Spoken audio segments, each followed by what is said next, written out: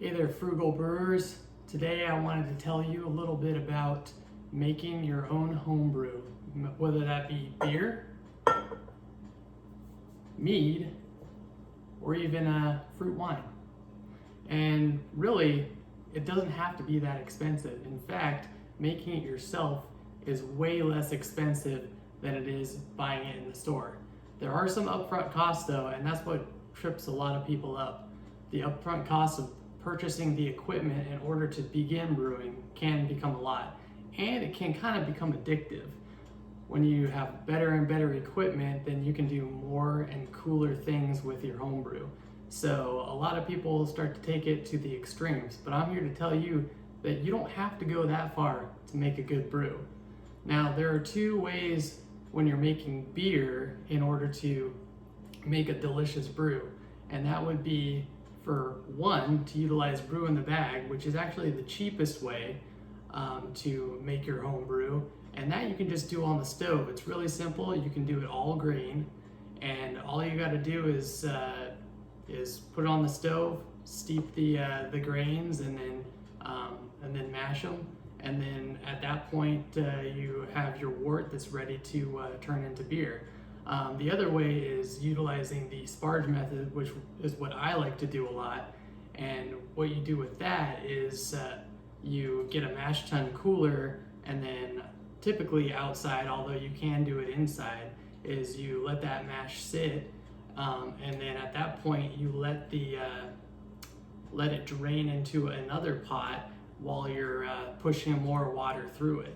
Now, it does take a little bit more equipment to do that, which makes it a little bit more expensive, but the good thing about that is your efficiency goes up a lot more. So that means that you're getting more sugars out of your beer. And when you're getting more sugars out of your beer, or out of your grains, then you're basically making that alcohol more potent and giving it a higher ABV. So I guess you could say that you are saving money and getting a higher ABV. The other thing that I wanted to tell everyone about is basically how to get started. When you get started, it doesn't have to be that expensive. You can actually buy a lot of kits, and these kits are basically just extract kits, and what happens with that is it's actually even easier than brewing a bag.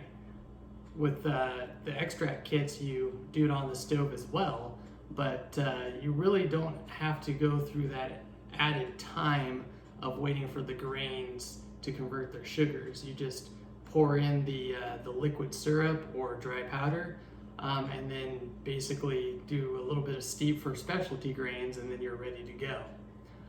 Those kits can actually be super cheap. They can cost you as little as $50, and you would actually use one of these kinds of vessels just for a gallon of beer.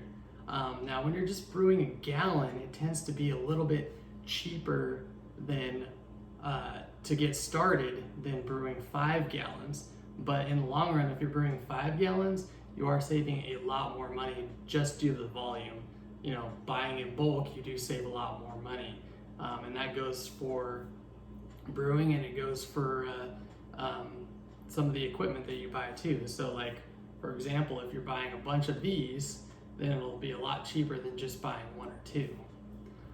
The other big thing too is when you do really get interested in home brewing, you can save a lot of money with ingredients if you're buying those 55-pound bags of grains. You're gonna save a ton of money. Also, if you're buying honey for meads, when you're buying in bulk, you're also saving a lot more money. But a lot of people don't have the space, and they really do need to go with the 1 gallon just because of their space requirements. And actually, to be honest, when it comes to brewing meads or wines, they take so much longer than brewing beer that I actually like to do the 1 gallon so that I can try different kinds, get different flavors in there.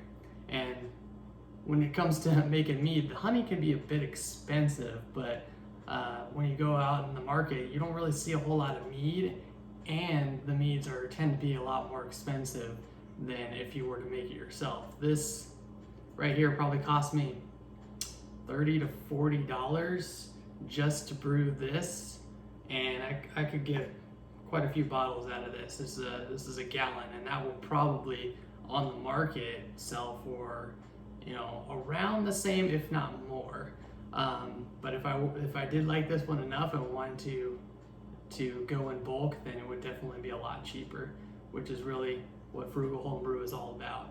So, you know, make sure that you give us a like and subscribe, and you can go ahead and visit frugalhomebrew.com to check out more. We have a ton of articles on there about learning how to brew your own beers, learning how to make mead, and then even things like wine here. I actually made this peach wine using peaches from my own backyard.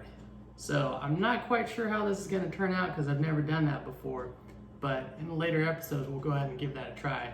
And that also goes for this beer right here. This is actually a peach beer that I made from the peaches in my backyard. So just stuff like that you'll be looking at on this channel, and make sure you stay tuned.